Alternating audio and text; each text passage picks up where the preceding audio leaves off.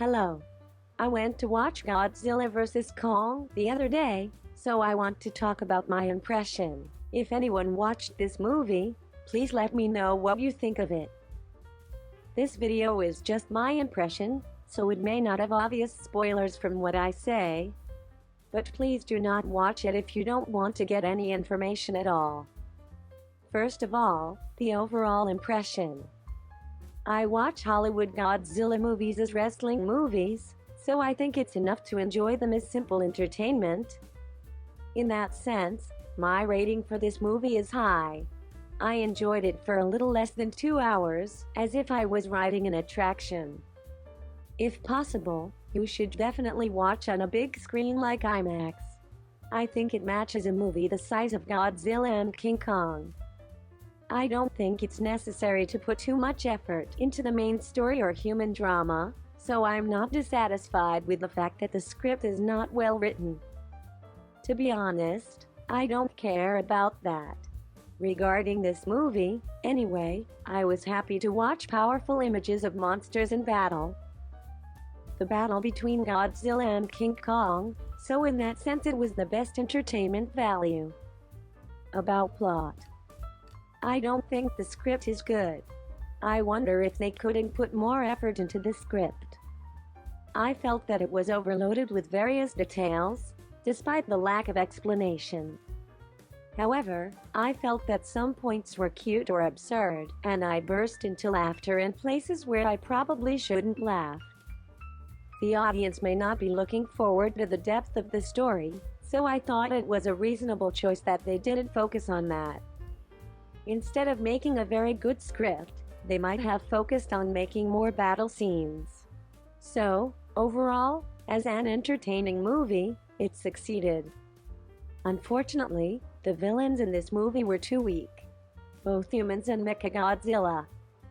Probably because the highlight was the battle of Godzilla and King Kong, so it was okay, but if there was a stronger villain as the last boss, it had insufficient build-up, I guess.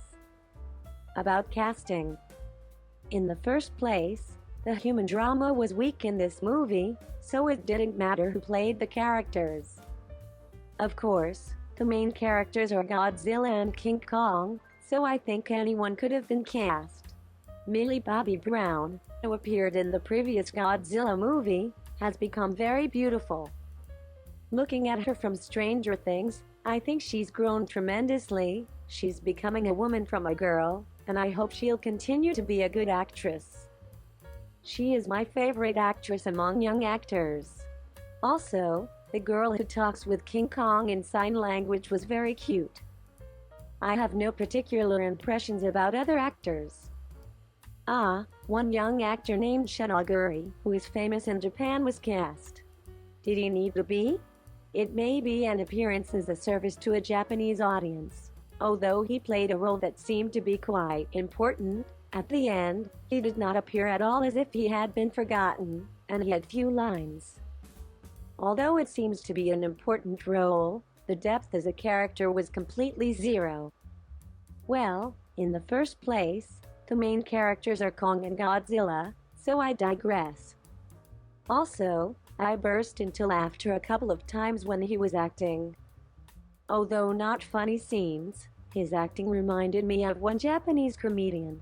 I think it was a mystery for my husband and son sitting next to me that I laughed at in some serious scenes. Rating. As for the evaluation of this movie, the score of my 13-year-old son was 4.5 out of 5 points. I generally agree. Regarding Godzilla generally, my son and I don't care much about the story. How cool Godzilla and Kong look, and how Godzilla first appears are the points of evaluation for this movie. So in that respect, I can give it a very high rating. I'm glad that King Kong was also full of humanity.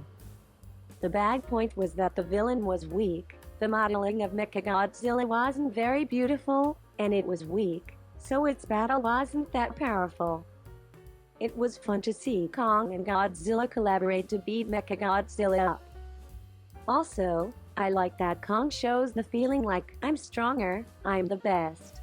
I think it's very American and cute. In contrast, Godzilla doesn't care about that and just goes back to the sea. I love the figure of Godzilla going back to the ocean. His back always gives me a melancholic feeling. It seems that this movie will be released in May in Japan. I hope you enjoy it at the movie theater, and if possible, I recommend watching it in IMAX. I hope you enjoy the battle between Godzilla and Kong on the largest screen possible. Well, today I talked about my impression of a movie. Oh, one more. Godzilla's face is tiny, I thought. That's all. If you like this video, please thumbs up and subscribe to my channel. Thanks for watching. Hope to see you soon.